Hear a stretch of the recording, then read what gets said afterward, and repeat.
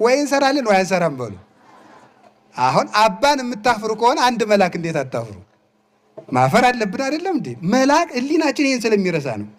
አንድ ሰይፍ የመዘዘ የእግዚአብሔር ብርሃን የተሳለበት አንዱ መልአክ ብቻ ሰማይን መሰንጠቅ የሚችል መልአክ በፊት ለፊታችን አቁመን ኃጢአት እንሰራለን።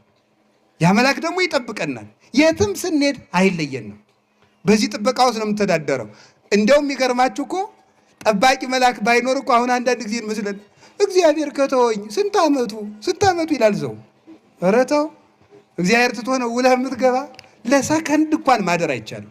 የፈለገ ነፍሰ ገዳይ ዘማዊ የረከሰ ሰው ቢኖር እግዚአብሔር ያለ ጥበቃ ትቶ ታድሮ ውሎ ያውቅ።